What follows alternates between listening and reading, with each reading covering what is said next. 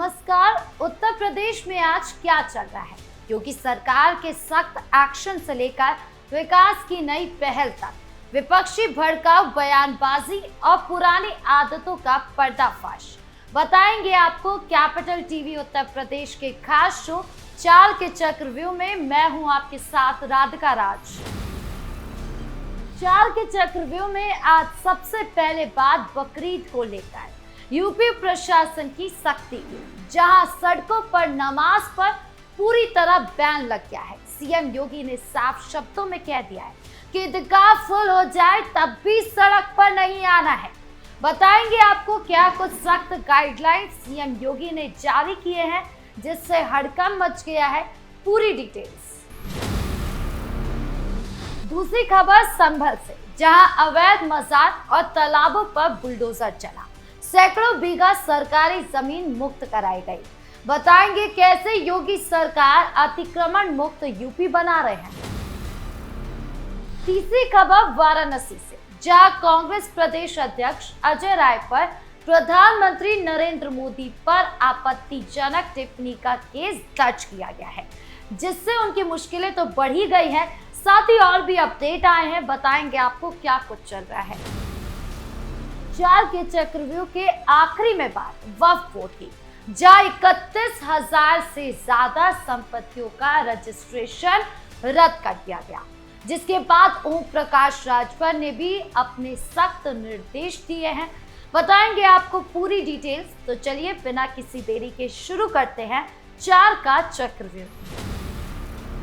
चाल के चक्रव्यूह में आज सबसे पहले बात उत्तर प्रदेश की, जब बकरीद के मौके पर प्रशासन ने बहुत सख्त निर्देश जारी किए। निर्देश में कहा गया कि सड़क पर नमाज बिल्कुल बंद है, चाहे ईदगाह कितना भी फुल हो जाए, कोई भी सड़क पर नमाज नहीं पढ़ सकता। ट्रैफिक जाम लगाना, गाड़ियों की आवाजाही रोकना या सार्वजनिक जगह पर अतिक्रमण करके नमाज अदा करने की कोई गुंजाइश नहीं रखी गई है। लोग अपने नजदीकी मस्जिदों या तय ईदगाहों में ही जाकर नमाज पढ़े, यही साफ साफ कहा गया है। यही नहीं, कुर्बानी के बाद जानवरों के खून, अवशेष, कचरा या कोई भी वेस्ट मटेरियल, बेसिकली जो खून होता है, जो मांस होता है, वो सब नालियों में बहाने, सड़क पर फेंकने या खुले में छोड़ने पर पूरी तरीके से पाबंदी कर दी गई है। सब कुछ साफ सुथरे तरीके से इकट्ठा करके रखना होगा ताकि नगर निगम की टीम आए और उसे उठा ले। हिंदू संगठनों ने लंबे समय से ये मांग की थी कि कुर्बानी का जो वेस्ट है वो सड़कों पर न फैले, सफाई का इंतजाम हो। प्रशासन ने उस पर मांग को मान लिया है। मुस्लिम समाज की तरफ से बिजली, पानी और बेहतर सफाई की व्यवस्था की मांग आई थी, उस पर भी काम चल रहा है। योगी सरकार का रुख बिल्कुल साफ है, सबका साथ सबका विकास, लेकिन कानून का राज सबके लिए बराबर। कोई भी धर्म हो, कोई भी वर्ग हो, सार्वजनिक सड़कों, पार्कों या जगहों पर अतिक्रमण बर्दाश्त नहीं किया जाएगा। ये फैसला सिर्फ व्यवस्था बनाए रखने के लिए नहीं, बल्कि सामाजिक सौहार्द और शांति बनाए रखने के लिए भी है। विपक्ष वाले हर अच्छे और जरूरी कदम को सांप्रदायिक रंग देने की कोशिश करते हैं, लेकिन हकीकत ये है कि सीएम योगी पूरे प्रदेश में विकास के साथ साथ कानून व्यवस्था को भी मजबूत करना चाहते हैं। अगर कोई भड़काऊ बयानबाजी करता है या अशांति फैलाने की कोशिश करता है तो उसके खिलाफ सख्त एक्शन लिया जाएगा। बकरीद का त्योहार शांतिपूर्ण तरीके से पूरा हो, भाईचारे के साथ मनाया जाए, यही हर किसी की इच्छा है। योगी सरकार इसी को लेकर काम भी कर रहे हैं। उन्होंने साबित कर दिया कि कानून सबसे ऊपर है, चाहे वो कोई भी क्यों ना हो, और अगर इन निर्देशों का उल्लंघन किया गया तो उसके खिलाफ भी एक्शन लिया जाएगा। दूसरी खबर संभल जिले से आ रही है, जहां योगी सरकार के प्रशासन ने एक बार फिर अवैध कब्जों पर बुलडोजर चलाकर सख्त एक्शन लिया है। सिरसी बिलारी रोड के पास करीब 200 बीघा की सरकारी झील की जमीन पर सालों से अवैध कब्जा चला आ रहा था। राजस्व टीम ने भारी पुलिस फोर्स के साथ छापा मारा। 80 बीघा कृषि भूमि को कब्जा मुक्त कराया गया और एक अवैध मजार को पूरी तरह से ध्वस्त कर दिया गया, जिसके बाद हड़कंप मच गया। ये मजार महज 22 वर्ग मीटर में बनी हुई थी। और दादा अलीफ शाह के नाम पर जानी जाती थी, लेकिन सरकारी रिकॉर्ड के मुताबिक वो जमीन झील की थी। कोर्ट में भी केस लंबित था, किसी ने कोई वैध दावा नहीं किया, इसीलिए प्रशासन ने एक्शन ले लिया। तहसीलदार ने साफ साफ कहा कि सरकारी जमीन पर किसी भी तरह का कब्जा बर्दाश्त नहीं किया जाएगा। वहां खेती कर रहे कई किसानों ने भी बिना ज्यादा विरोध के जमीन खाली कर दी। पूरी कार्रवाई की वीडियोग्राफी की गई और सुरक्षा के पुख्ता इंतजाम किए गए थे ताकि कोई अप्रिय घटना ना हो, ताकि कोई ये ना कहे कि ये जो काम हो रहा है वो सरकार जो है वो टारगेटेड कर रही है, जो कि हमेशा सरकार के खिलाफ कहा जाता है विपक्ष की ओर से। योगी सरकार का बुलडोजर किसी धर्म या समुदाय के खिलाफ नहीं होता, बल्कि अवैध निर्माण और अतिक्रमण के खिलाफ होता है, चाहे वो मजार हो, मदरसा हो, मंदिर हो या कोई और संरचना हो। अगर वो सरकारी जमीन पर अवैध है तो वो हटेगा ही। इससे पहले भी हमने देखा है कि विपक्ष कितनी बार ये सवाल उठा चुका है, जहां पर वो कहता है कि ये जितने भी एक्शन लिए जा रहे हैं, चाहे वो मदरसे का हो, मस्जिद का हो या फिर कब्रिस्तान का हो, वो सब टारगेटेड होता है, मुस्लिमों को परेशान करने के लिए होता है। लेकिन सीएम योगी सरकार ने यहाँ पर भी साफ कर दिया है कि ये किसानों को फायदा देने के लिए या फिर अवैध कब्जे को पूरी तरीके से मिट्टी में मिलाने के लिए ये काम किया जा रहा है। योगी आदित्यनाथ की सरकार यूपी को अतिक्रमण मुक्त बनाने की दिशा में लगातार काम कर रही है।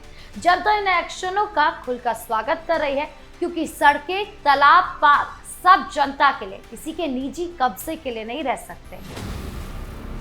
तीसरी खबर वाराणसी से आ रही है, जहां कांग्रेस प्रदेश अध्यक्ष अजय राय पर प्रधानमंत्री नरेंद्र मोदी के खिलाफ आपत्तिजनक और बेहद अशोभनीय टिप्पणी करने का केस दर्ज हो गया है। महोबा दौरे के दौरान महंगाई के विरोध में अजय राय ने पीएम मोदी पर ऐसी भाषा का इस्तेमाल किया जिसकी किसी भी राजनीतिक नेता से उम्मीद नहीं की जा सकती। वीडियो वायरल होते ही पूरे प्रदेश में बवाल मच गया। वाराणसी के चौक थाने में महिला व्यापार मंडल की नेता सुनीता सोनी ने तहरीर दी, जिसके आधार पर अजय राय के खिलाफ मुकदमा दर्ज कर लिया गया। भाजपा नेताओं ने इसे बेहद निंदनीय बताया। उन्होंने याद दिलाया कि जब अजय राय बीमार थे तब प्रधानमंत्री मोदी ने खुद फोन करके उनका हाल चाल पूछा था, लेकिन उसी अजय राय ने पीएम मोदी के खिलाफ इस तरह की अभद्र भाषा का इस्तेमाल किया। पूरे यूपी में भाजपा कार्यकर्ताओं ने इसका जमकर विरोध किया, पोस्टर फूके गए, प्रदर्शन हुआ, रैलियां निकाली गई। अजय राय जैसे विपक्षी नेता विकास, सुशासन और अच्छे कामों में ध्यान भटकाने के लिए हमेशा ऐसे भड़काऊ बयान देते रहते हैं, लेकिन जब वीडियो वायरल हो जाता है और एक्शन होता है तो वो सफाई देने लगते हैं।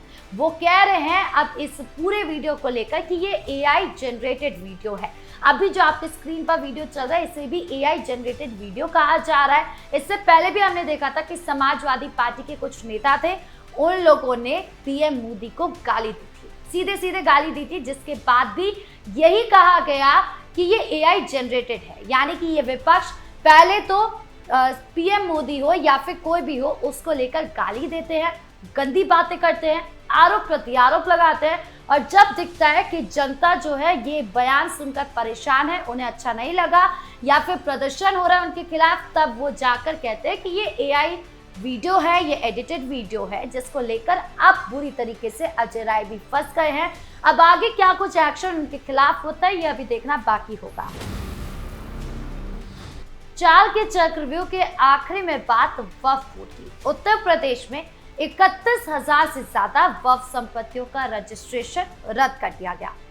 उम्मीद पोर्टल पर रजिस्ट्रेशन कराया गया था, लेकिन गलत जानकारी देने, दस्तावेजों में खामियां छोड़ने, खसरा नंबर मेल न खाने जैसी कई गड़बड़ियां की वजह से ये रद्द कर दिए गए। अल्पसंख्यक कल्याण मंत्री ओम प्रकाश राजभर ने सख्त निर्देश दिया कि 5 जून तक सभी सही ब्यौरा भर दें, जिला अधिकारी कैंप लगाकर लोगों की मदद करें। सुन्नी वक्फ बोर्ड की 31,308 और शिया वक्फ बोर्ड की 2,496 संपत्तियां इस कार्रवाई से प्रभावित हुई। जौनपुर, बाराबंकी, मुजफ्फरनगर समेत कई जिलों में सबसे ज्यादा मामलों में गड़बड़ी मिली। कई कब्रिस्तानों, दरगाहों और अन्य जगहों के रिकॉर्ड में भी बड़ी बड़ी खामियां पाई गई। ओम प्रकाश राजभर ने खास तौर पर 50 एकड़ से ज्यादा वाली जमीनों पर विशेष नजर रखने के निर्देश दिए। ये पूरी कार्रवाई पारदर्शिता लाने के मकसद से की गई। मोदी सरकार और योगी सरकार दोनों का फोकस यही है कि वक्फ की संपत्तियां सही मकसद के लिए इस्तेमाल हो, गरीबों, जरूरतमंदों और सच्चे वक्फ उद्देश्यों के लिए खर्च हो, कोई गलत कब्जा या दुरुपयोग ना हो। विपक्ष इसे टारगेटिंग बताने की कोशिश करेगा, लेकिन सच्चाई ये है कि दस्तावेज सही होने चाहिए। गलत जानकारी भरने की गलती करने वालों की वजह से ये हुआ है। योगी सरकार सबके लिए, विकास के लिए काम कर रही है, लेकिन कानून, पारदर्शिता और सच्चाई से कोई समझौता नहीं करेगी। तो 4 के चेक रिव्यू में आज के लिए बस इतना ही। आपको ये चारों खबरें कैसी लगी और कौन सी खबर सबसे ज्यादा जरूरी लगी, कमेंट बॉक्स में जरूर बताएं। धन्यवाद।